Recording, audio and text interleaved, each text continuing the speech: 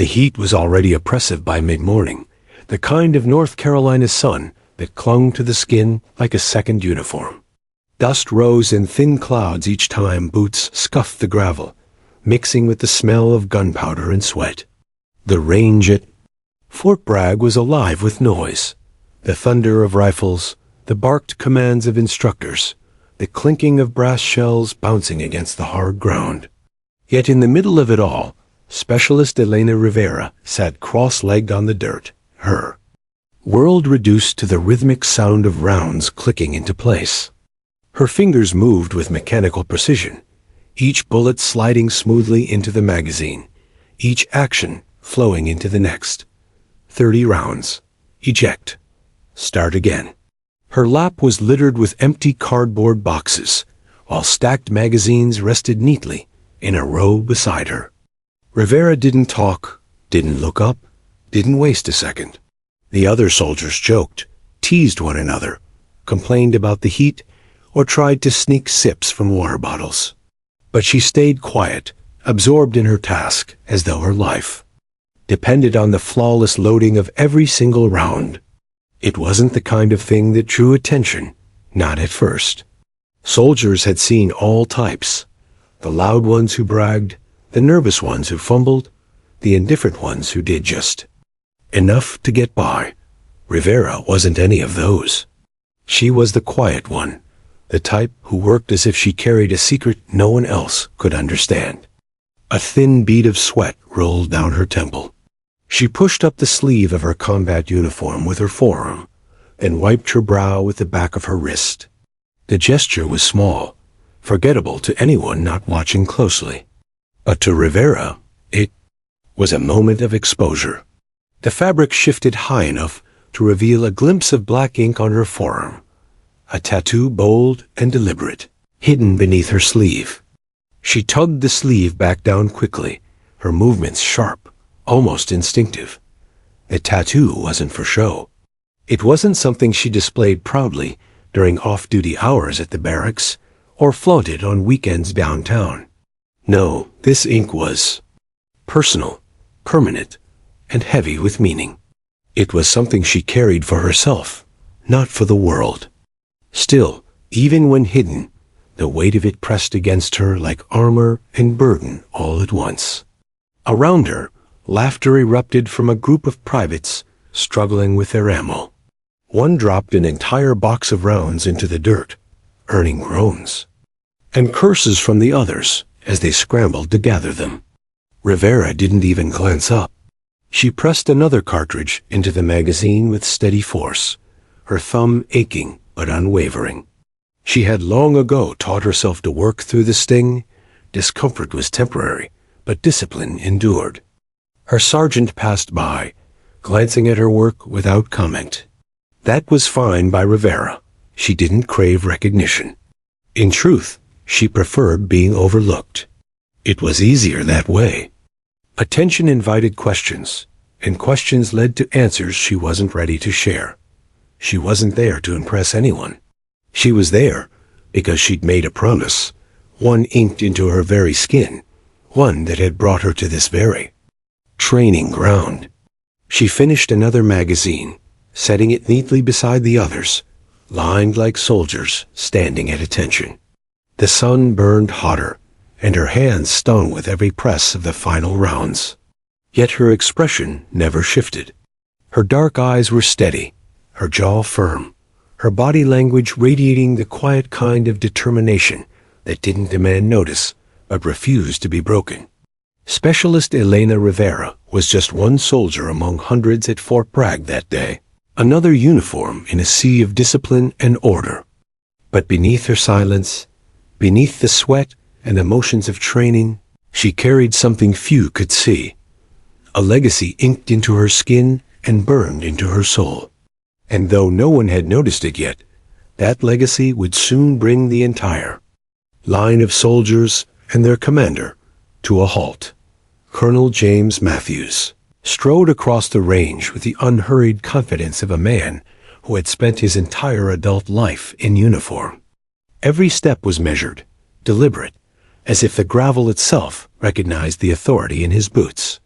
Soldiers straightened unconsciously when they saw him, some out of respect, others out of fear. Matthews didn't need to raise his voice or even issue a command. His presence alone did the work. For decades, he had lived under the banner of discipline, carrying with him the ironclad belief that order and precision kept soldiers alive. He had seen too many good men fall to mistakes, to hesitation, to carelessness. And so he demanded excellence from those under his command, not as cruelty, but as survival.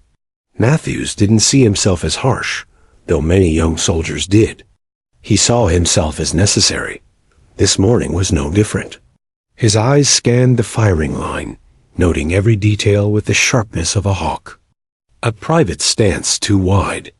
A sergeant's grip a fraction too loose. A soldier fumbling his magazine. Each flaw registered in his mind, and with a few curt words he corrected them. Feet shoulder width, private. Don't strangle the rifle. Smooth, steady pressure. Don't fight it. His tone was clipped, unforgiving, but behind it was the weight of experience earned the hard way, in places where mistakes weren't just graded, but buried. The soldiers knew his reputation. Matthews wasn't the kind of commander who softened blows or handed out praise like candy. He was hard, sometimes unyielding, but there wasn't a single man or woman under him who doubted that he cared about results. His eyes carried the haunted look of someone who had seen too much war and lived to tell about it. And for many of the troops, that was enough to silence their complaints. As he walked, he observed without comment, his mind working like a machine. Most of the younger soldiers blended together, faces and names shifting like sand in his memory. They were raw, untested, and it was his job to shape them into something sharper.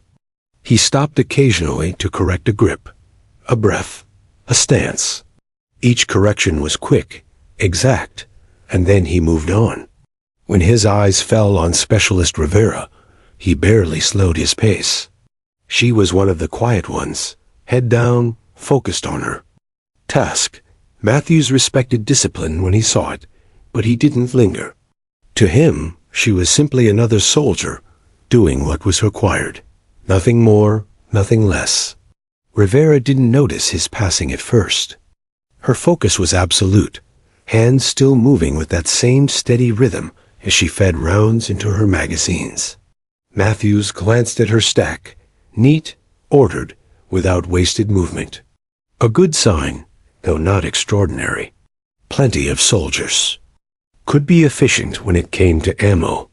He moved on, already turning his gaze to the next group down the line. But something tugged at his attention, pulling him back before he had taken more than a few steps. Rivera's movements were exact, yes, but there was something else beneath them. A weight he couldn't quite place. He had learned over the years to trust those instincts.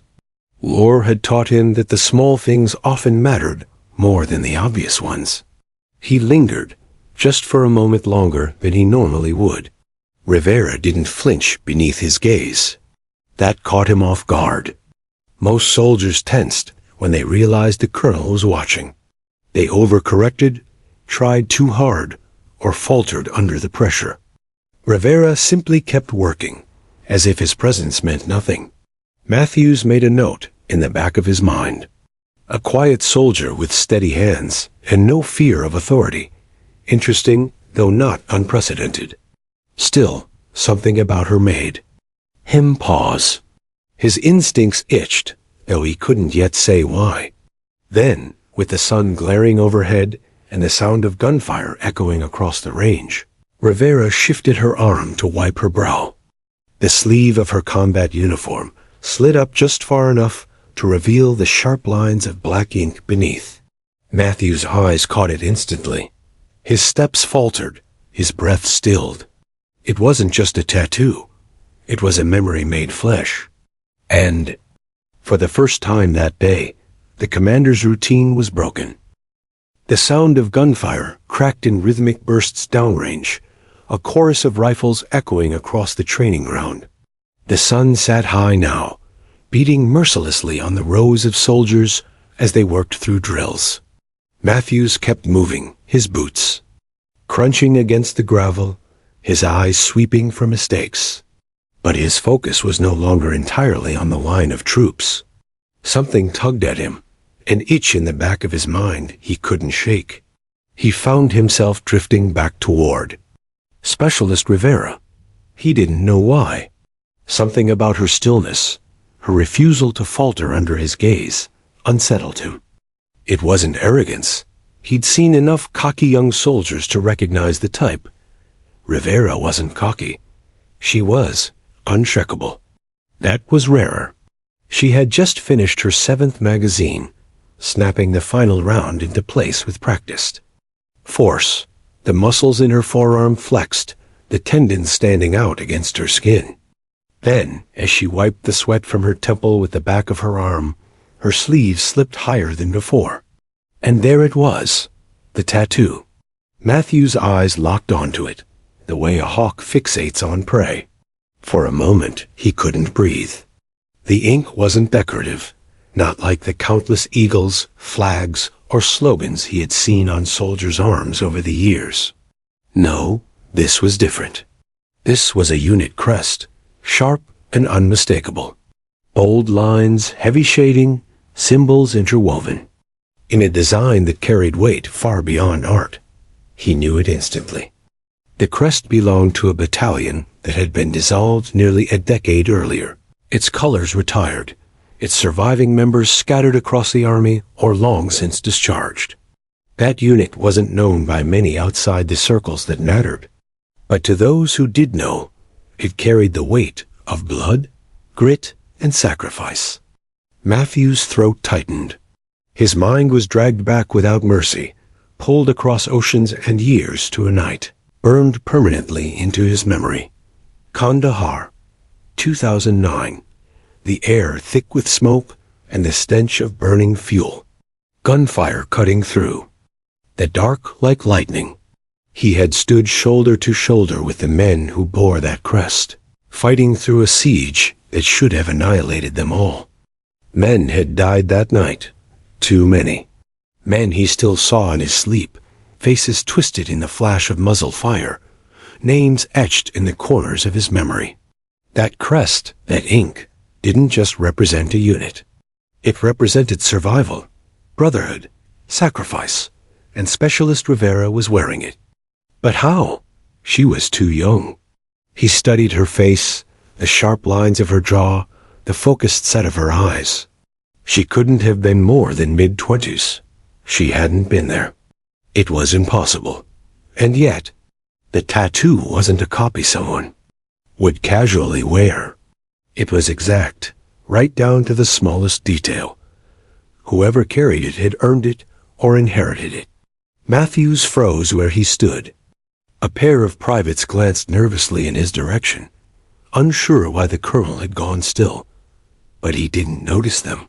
His gaze remained locked on Rivera, on that inked forearm now hidden again beneath her sleeve as she tugged it back down. Rivera felt the weight of eyes on her, but didn't flinch. She finished stacking the magazine, placed it neatly with the others, and started the next without hesitation.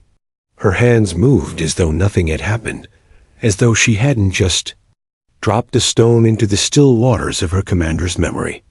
Matthew's chest tightened. The heat, the sound of rifles, the shouting of instructors, all of it faded to the background. His world narrowed to the sight of that tattoo, and the impossible questions it raised. He had seen countless soldiers pass through his command, thousands of uniforms, thousands of faces, but none had ever stopped him cold. None had ever dragged him back into the fire of his past, the way that single glimpse of ink just had. For the first time in years, Colonel Matthews felt something he didn't often allow himself: uncertainty. And as he stood rooted in place, watching Specialist Rivera continue her work as if nothing at all had happened, he knew one thing with absolute clarity. That tattoo wasn't a coincidence. It meant something. And he was going to find out. Exactly what. Colonel Matthews remained rooted in place, the gravel crunching faintly under his boots, as if reminding him he was still in the present. But his mind was 1,000 miles and more than a decade away. The image of that tattoo wasn't leaving him. Instead, it spread like fire through his chest, igniting memories he had spent years keeping, buried under layers of duty and routine. Kandahar, 2009. He could smell it again. Acrid smoke, burning diesel, the copper tongue of blood that clung to his uniform for days afterward. He could hear it, the sharp percussion of enemy fire rattling across the compound walls, the shouted commands lost in chaos, the screams of men who hadn't made it to cover. And above it all, the relentless pounding of his own heartbeat, reminding him every second that he was still alive when too many of his brothers weren't. That crest, the one now hidden beneath Specialist, Rivera's sleeve, had been the banner those men fought under. Not in ceremony, but in the mud, in the fire, in the crucible of a night when the line between survival and death was thinner than a strand of wire. He remembered how the unit had been cornered, nearly cut off. Ammunition was running low, and reinforcements were hours away. It had been men like Rivera's father. No, it had to be her father, who had refused to break, who had fought with a ferocity that turned the tide long enough for extraction. Matthews blinked, the sound of the range creeping back into focus. A burst of gunfire down the line snapped him out of the memory, but the weight in his chest didn't lessen. His eyes sought Rivera again. She hadn't looked at him. She hadn't noticed his hesitation. Her head was bent, her hand steady. Another magazine filling with that same precise rhythm. She didn't know, he thought. Or maybe she did, and she was simply waiting for the question. A decade of command had trained Matthews to recognize patterns, to read soldiers as clearly as he read reports. Most who bore tattoos of military units were proud, almost eager to show them off. They rolled sleeves up, told stories, let their ink become conversation starters. But Rivera had done the opposite. She hid it, covered it quickly, almost instinctively. That wasn't pride. That was reverence. That was grief. The realization struck him like a rifle butt to the chest. She couldn't have been there, but she carried it, which meant she carried someone. A father, a brother, maybe even a mentor. Whoever it was, Matthews had no doubt they had been there that night. He had seen enough young faces aged by legacy to know what it looked like when the past carved itself into the present. The noise of the training ground pressed around him, instructors calling corrections, soldiers laughing nervously, rifles cracking down range, but Matthews heard none of it clearly. Instead, he heard voices from years ago. Hold the line. They're flanking the east wall. Out of ammo. Hand me yours. Colonel, we can't hold. He shook the ghosts away, but they lingered in the corners of his vision. He clenched his jaw and forced his breathing steady. He couldn't afford to slip, not here, not in front of his troops. But inside, a storm was brewing. Rivera's tattoo wasn't just ink. It was a tether pulling him back to the blood-soaked dirt of Kandahar. And now, staring at her quiet determination, he felt something he hadn't expected. Guilt. Guilt for surviving when others hadn't. Guilt that he hadn't sought out the families of the men who'd fallen under his command. And maybe, just maybe, guilt that it had taken him 10 years to see one of their legacies staring back at him. Rivera finished another magazine, stacked it neatly beside the others, and reached for another box of rounds. She still hadn't looked up. Matthews swallowed hard. He couldn't let this pass.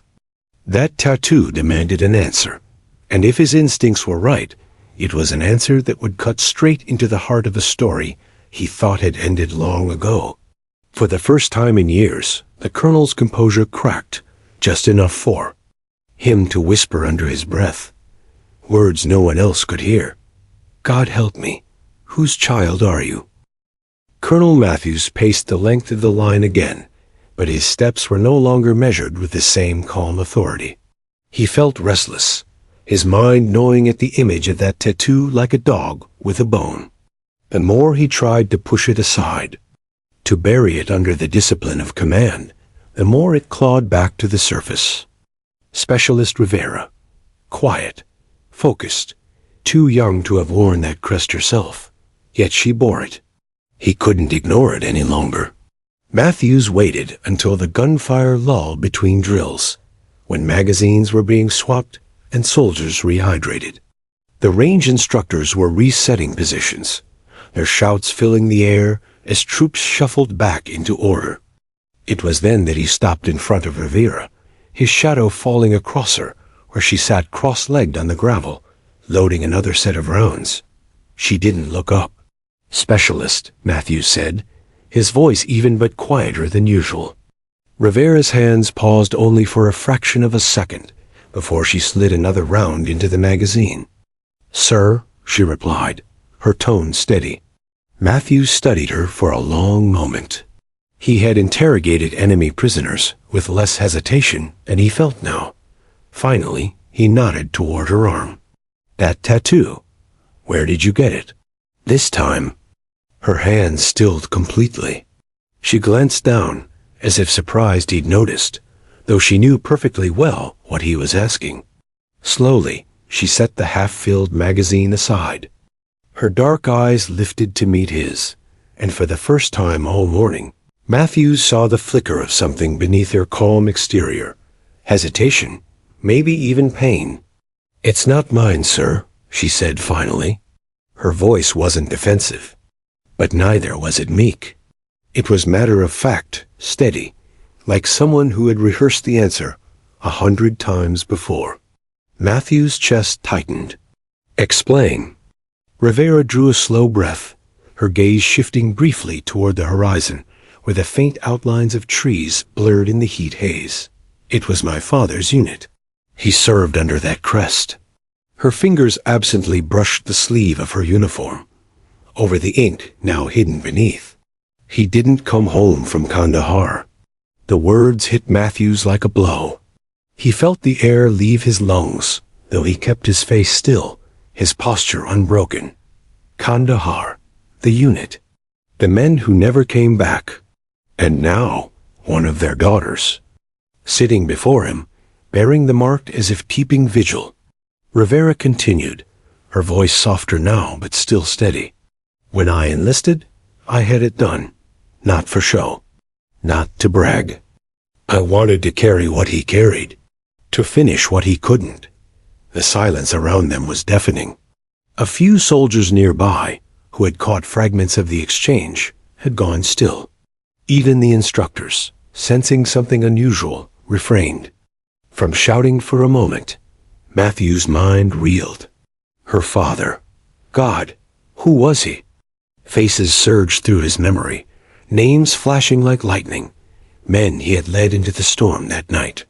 Some had lived, more had died. Could he place her features? Did her eyes, her jawline, belong to one of them? He wanted to ask, but the words lodged in his throat.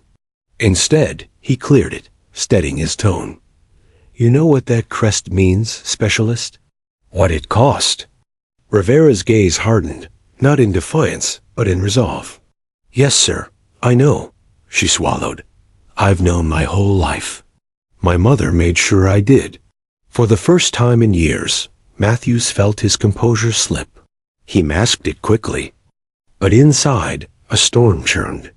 The daughter of a man who had stood beside him in fire and chaos was here, in his ranks, loading rounds like any other soldier, but carrying a weight none of them could see. He wanted to say something, to offer words that would matter. But words felt small in the face of legacies written in blood. So he stood there silent, until Rivera finally picked up her magazine again and resumed her work. And though her hands moved with the same precision as before, Matthews knew everything had changed. The range was never quiet for long. Normally, it pulsed with noise, rifles cracking in steady bursts, instructors shouting over the din, brass shells clattering against gravel. But after Specialist Rivera spoke, after she said those words about her father, an uncanny stillness settled across the firing line. It was as though the sound had been swallowed whole, leaving only the faint rustle of wind moving through the pines. Rivera didn't notice it at first. Or maybe she did, but chose to ignore it. She bent back over her magazine, sliding another. Round into place, the small metallic clicked strangely loud in the absence of laughter or chatter around her. Her face remained calm, her eyes steady, but there was a tightness to her jaw now. She hadn't meant to create a scene. She had simply told the truth. The soldiers nearest to her exchanged uncertain glances. They'd all heard the colonel's question. They'd all heard her answer. A few whispered names under their breath. Names of men from stories passed down. Names that lingered in the army like shadows even years later. Kandahar was a word that carried its own gravity. It wasn't a place to them. It was a legend, one that older NCOs spoke of and lowered. Voices, as if speaking too loud might dishonor the dead. And now, here was Rivera, saying her father had been one of them. Colonel Matthews stood unmoving, his silhouette sharp against the glaring sun. He hadn't spoken again after her explanation, but his silence was louder than any order he had ever barked. His troops had never seen him hesitate, never seen him stop mid-stride, never seen him just stare. That alone was enough to rattle them. One private fumbled with a box of rounds, spilling cartridges into the dirt. Normally, Matthews would have been on him in an instant, voice cutting like a whip. But the colonel didn't so much as glance in his direction. His eyes were fixed on Rivera, the quiet soldier who had suddenly shifted the entire rhythm of the range. Rivera felt the attention pressing in now. Dozens of eyes, curious, cautious, almost reverent. She didn't look up. She didn't want to. She had grown used to carrying her father's memory quietly, without fanfare, without explanation. Most people never asked about the tattoo. Fewer still ever recognized it. And when they did, their expressions always changed. Some softened. Some stiffened. Some simply turned away. But it always shifted the air around her. She hated that part. She hadn't inked her father's crest onto her arm for others. She had done it for herself. A vow, a reminder, a weight she was determined never to set down. Yet here, under the gaze of her commander and the watchful silence of her peers, she felt exposed in a way body armor couldn't protect. Another click echoed as she pressed a round into the magazine. Another, and another. Each one punctuated. The quiet, like a metronome keeping time in a room that had forgotten how to breathe. Matthews finally shifted, just enough to draw in a deep breath. The movement broke the trance, and slowly the sounds of the range began to return. An instructor cleared his throat and barked an order down the line, his voice a little too sharp, as if to reassert normalcy. Rifles cracked again, uneven at first, then steadier. Soldiers moved, muttering low, pretending to focus on their tasks. But the atmosphere had changed. Rivera had changed it. For the rest of the drill, she remained silent, her hands steady, her face unreadable. But she could feel it, the respect, the questions, the weight of her father's shadow stretching out across the gravel. She hadn't asked for it, but it was there all the same. And though Colonel Matthews finally turned and walked down the line again, his expression remained unreadable, his thoughts clearly elsewhere. His troops had seen him command through storms of chaos and fire. But today, they saw something they had never expected. Their commander brought to stillness by a single tattoo on a soldier's arm. The silence had spoken louder than any rifle. Colonel Matthews had commanded men through fire and chaos, had made life-or-death decisions in seconds, and had carried the weight of those choices for years. Yet as he walked back toward Specialist Rivera, his chest felt heavier than any rucksack he had ever worn. His boots crunched steadily on the gravel, but the sound seemed distant. Every step pulled him closer to a truth he had avoided for far too long. Rivera looked up this time when his shadow fell across her. Her expression was calm, steady, but her eyes held something harder, a readiness, as though she expected judgment and was bracing for it. She had seen that look before. People didn't always know what to say when they learned who her father was. Some offered pity. Others looked at her differently, like she was carrying a ghost instead of a name. Matthews stopped in front of her, folding his hands behind his back. For a long moment, he simply studied her, the lines of his face tight with something unspoken. Soldiers down the line pretended to stay focused on their drills, but their ears strained to catch every word. The range had become a stage, and though no one dared admit it, they were all waiting. When Matthews finally spoke, his voice was lower than usual, but it carried a weight that cut through the air like steel. "I knew your father." Rivera's breath caught, but she didn't move. Her eyes flickered, just slightly, the only betrayal of the storm building inside her. Matthews continued, his gaze never leaving hers. "Kandahar. He was under my command." His words weren't rehearsed. They came raw, dredged up from a place he rarely allowed himself to visit. That night, when everything went to hell, your father stood his ground. When others faltered, he didn't. He held the line when we all thought it was gone. Matthews paused, swallowing hard. For a man known for his unshakable composure, the hesitation spoke volumes. He saved lives, mine included. The silence thickened again, heavier than before. Soldiers froze in place, caught between their own drills and the gravity of what they were hearing. Their commander, the man who seemed untouchable, unshakable, was speaking not as a leader, but as a survivor. Rivera's throat tightened.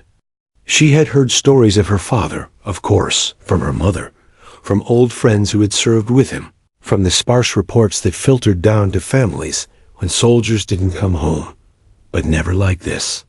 Never from the mouth of the man who had stood beside him in the fight.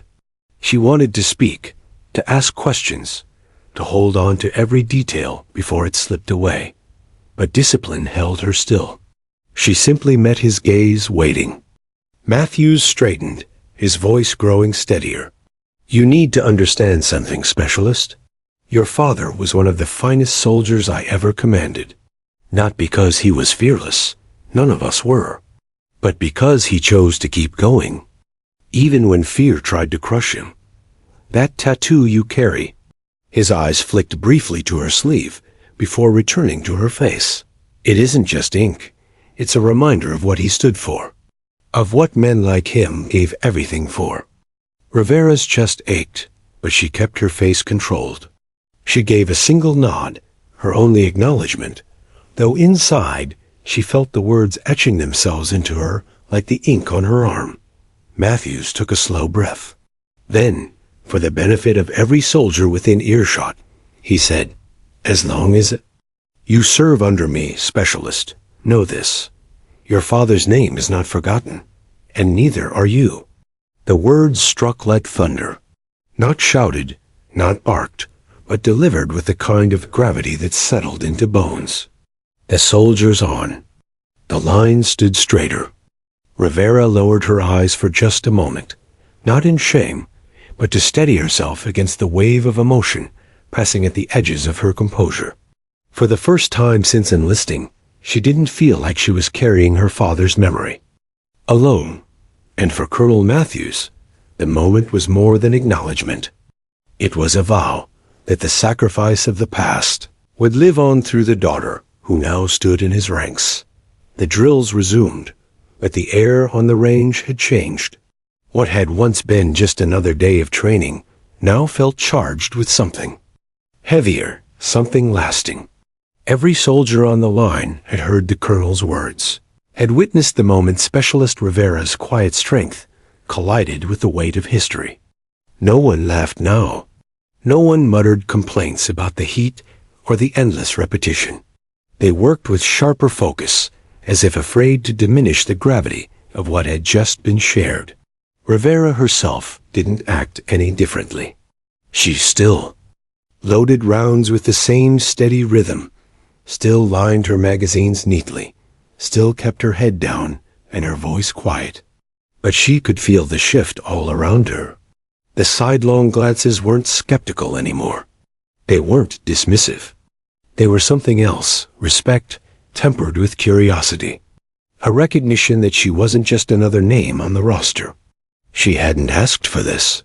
In fact, she had spent years avoiding attention, determined to let her actions speak, instead of her father's shadow. Yet here she was, the center of a moment that had silenced even Colonel Matthews, a man known for his iron discipline. And though part of her wanted to retreat back into anonymity, another part, the part inked permanently into her arm, knew this was exactly what she had promised herself when she enlisted. Across the line, Matthews observed his soldiers, with his usual sharpness, but his thoughts kept circling back to Rivera. He saw her differently now, not because of pity, nor because of who her father was, but because of who she was. A soldier carrying a legacy without complaint, without showmanship, with nothing but quiet determination. It reminded him of the man he had once commanded, the man who had stood his ground in Kandahar until the last bullet was fired. Matthews knew the army was full of stories like hers, though most never reached the light of day. Sons and daughters following in footsteps they barely understood, each one carrying a thread of the past into the present. But this moment was different. This was personal. He had seen her father fight. He had lived because of it. And now, standing here, he felt a strange sense of closure he hadn't realized he needed. When the day's training finally ended, the soldiers gathered their gear in subdued silence. Normally, chatter would rise again once rifles were cleared and mags were emptied. But today, they lingered in their thoughts, each soldier processing what they had heard. A few stole glances at Rivera as she packed her kit, not out of judgment, but with the awareness that they had just learned something profound about the quiet specialist in their midst. Rivera ignored the looks. She kept her hands busy, her face composed. Inside, though, she felt the words of her commander reverberating through her chest. Your father's name is not forgotten, and neither are you. That was more than recognition. It was validation. It was a promise that her father's sacrifice hadn't disappeared into the fog of war, swallowed by time and bureaucracy. It meant that someone who had been there, someone who had seen the fire with his own eyes, remembered. And if he remembered, then her father lived on. As the sun dipped lower, casting long shadows across the range, Rivera stood, slung her pack over her shoulder, and fell in with the others. She didn't smile, didn't allow herself to break the disciplined exterior she'd built. But inside, the burden she had carried for so long felt just a fraction lighter.